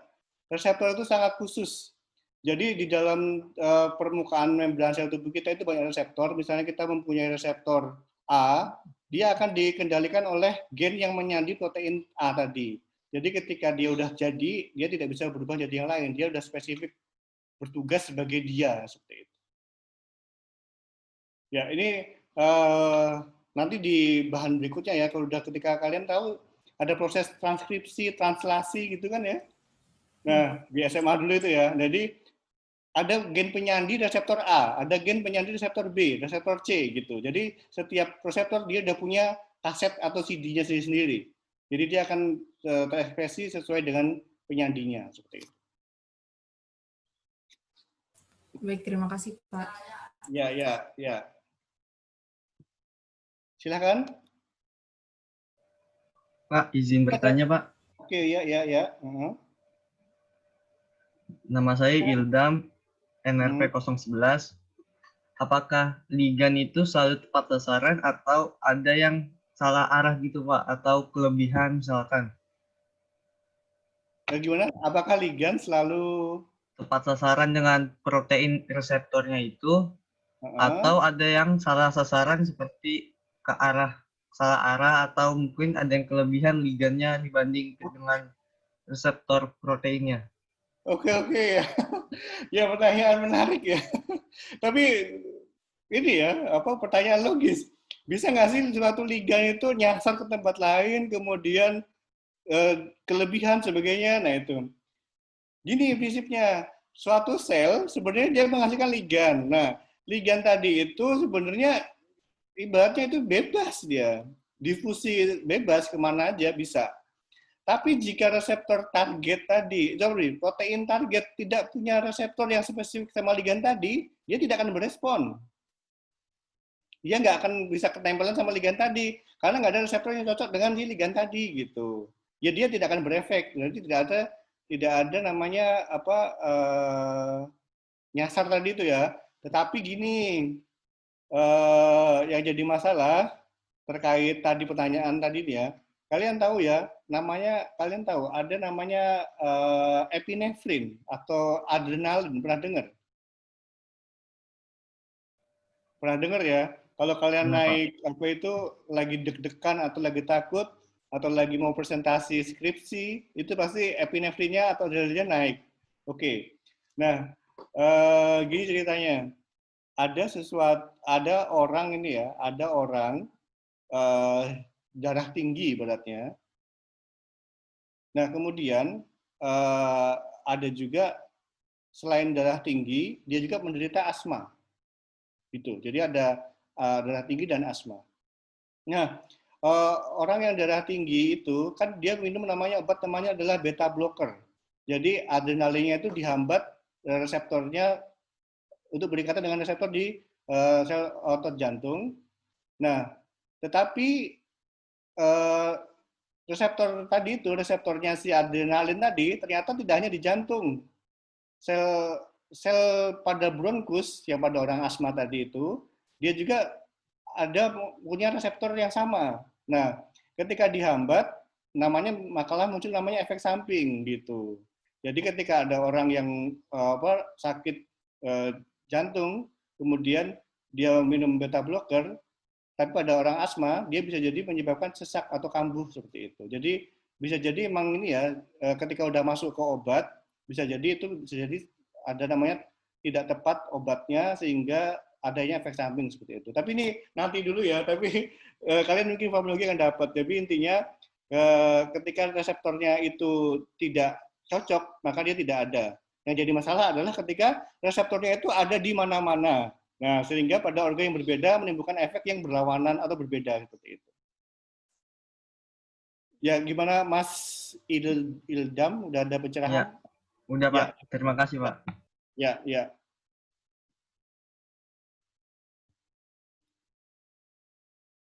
Silakan, masih ada waktu.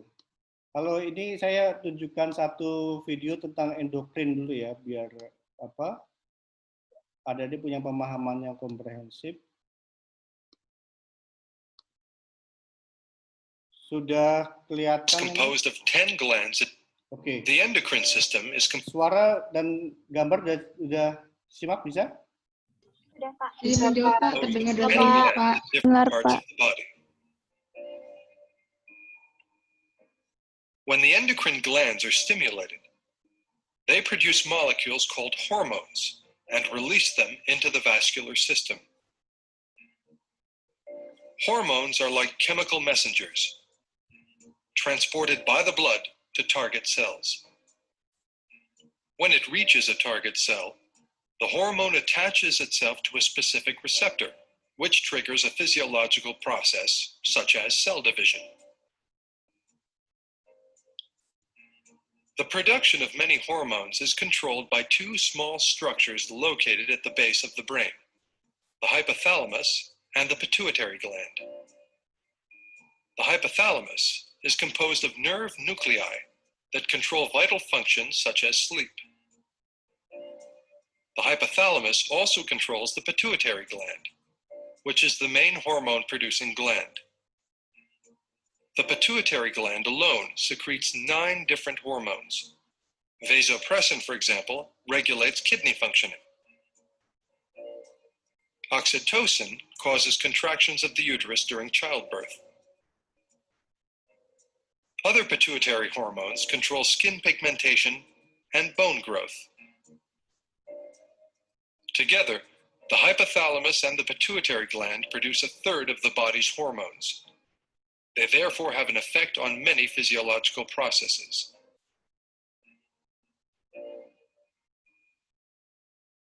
Oke, ya. The endocrine system. Video ini menarik ya, membahas tentang pituitari dan hipotalamus. Jadi, sepertiga dari hormon-hormon kita itu dihasilkan oleh kelenjar ini. Jadi ada tadi namanya vasopressin, dia mengeluarkan kelenjar ini mengeluarkan namanya vasopressin. Dia terkait dengan pengaturan air di ginjal. Kemudian tadi di sini juga menghasilkan oksitosin, dia terkait dengan di uterus ini ya. Kemudian ada yang pengaruhi pigmen dan tulang seperti itu. Jadi bisa kalian bayangkan dari kelenjar yang letaknya jauh di otak, kemudian bisa mempengaruhi banyak organ yang terdistribusi luas di dalam tubuh seperti itu. Ya. Oke. Itu kuliah hari ini. Ya, silakan, masih ada waktu 2 menit. Ini Bu Eliza masih ada tidak? Kayaknya udah mundur ya. Oke, masih ada Mas Ihsan. Ya, silakan untuk komentar boleh, belum saya tutup. Atau gini, silakan deh kalian ngomong apa yang kalian dapat hari ini. Silakan. Belajar apa hari ini silakan. Diungkapkan aja biar ingat. Siapa mau ngomong? Saya belajar ini. Silakan. Mereview summary. Ya. Coba si Fakih aja coba. Ya, izin menjawab, Pak.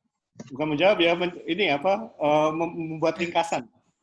Ya, sebelumnya terima kasih. Izin memperkenalkan diri, nama saya Fakih, NRP 028, Prodi S1 Farmasi UPNPJ. Sebelumnya terima kasih kepada Bapak Sarmoko telah menyampaikan materi yang sangat bermanfaat kepada kami. Untuk sedikit summary ringkasan dari saya, yaitu pertama kita tadi sudah topik hari ini itu adalah komunikasi sel. Pertama kita telah membahas pengertian sel apa dan juga lalu kita membahas tentang komunikasi sel itu komponennya yaitu ada ligan dan reseptor. Di mana ligan itu merupakan molekul pemberi sinyal, sedangkan reseptor itu merupakan alat perasa pada sel target. Selanjutnya, proses dari komunikasi sel itu sendiri, yaitu ada ketika ligan berikatan dengan reseptor, ia akan mengubah bentuk atau aktivitas reseptor, memicu perubahan aktivitas sel. Selanjutnya ada jenis komunikasi sel, yaitu ada yang pertama ada endokrin dengan sel targetan jauh, selanjutnya ada parakrin dengan sel targetan yang dekat atau tetangga, Selanjutnya ada autocrine yang merupakan sel target itu merupakan selnya sendiri. Selanjutnya ada sinaptik yang melibatkan sel saraf dengan ligannya neurotransmitter. Selanjutnya ada juga dengan kontak sel. Yang selanjutnya autocrine itu dia mengeluarkan ligan untuk reseptor di selnya sendiri. Yang contohnya itu seperti limfosit mengeluarkan sitokin IL-2 untuk reseptor di selnya sendiri. Selanjutnya ada paracrine. Paracrine itu berkomunikasi dengan sel yang jaraknya dekat. Dan penting juga dalam proses perkembangan, contohnya bisa kita lihat dalam proses embryogenesis. Nah, selanjutnya ada yang ketiga itu endokrin. Nah, endokrin ini itu merupakan persinyalan jarak jauh. Sinyal diproduksi oleh sel-sel khusus dan dilepaskan ke aliran darah yang membawa ke sel target di bagian tubuh yang jauh. Contohnya di sel-sel khusus ini maksudnya itu adalah kelenjar. Contohnya itu pensinyalan endokrin itu adalah kelenjar tiroid, kelenjar-kelenjar endokrin seperti tiroid, hipotalamus, hipofisis, gonad, dan pankreas. Selanjutnya ada komunikasi sel dengan kontak sel. Nah, itu bisa kita lihat pada sel hewan itu ada seperti dengan gap junction dan juga pada tumbuhan itu plasmodesmata, yaitu dengan saluran kecil yang secara langsung menghubungkan sel-sel tetangga.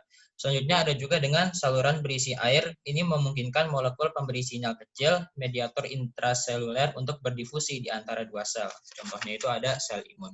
Selanjutnya yang terakhir itu ada dengan sinaptik. Jenisnya itu merupakan jenis pengsignalan secara paracrine, yaitu merupakan persimpangan antara dua sel saraf tempat terjadi transmisi sinyal, disebut dengan sinapsis.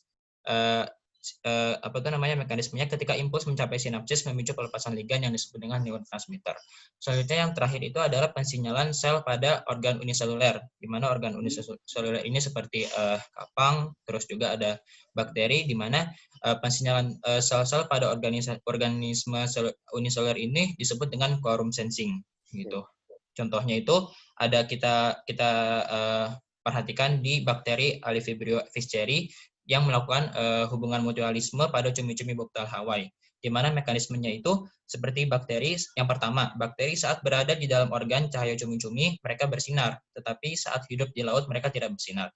Selanjutnya, quantum sensing didasarkan pada produksi dan deteksi ligan autoinducer atau kalau di yang bakteri itu sendiri namanya AHL, autoinducernya namanya AHL. Selanjutnya, jika AHL tinggi, menandakan kepadatan kritis bakteri. AHL akan meningkat dan mengaktifkan protein reseptor dalam sel. Oke. Ya, sekian ya. Sudah. Ya, oke. Adik-adik, sekian kuliah ini. Terima kasih udah reviewnya tadi. Ya, itu yang bisa saya sampaikan. Semoga bermanfaat. Sampai jumpa lagi minggu depan, masih membahas komunikasi sel, tapi kita akan lebih detail lagi ya terkait tadi yang bagian tertentu sinyalnya ke dalam. Nah, itu akan kita bahas minggu depan. Oke, selamat belajar. Sampai jumpa lagi. Sekian. Saya bisa akhiri, Mas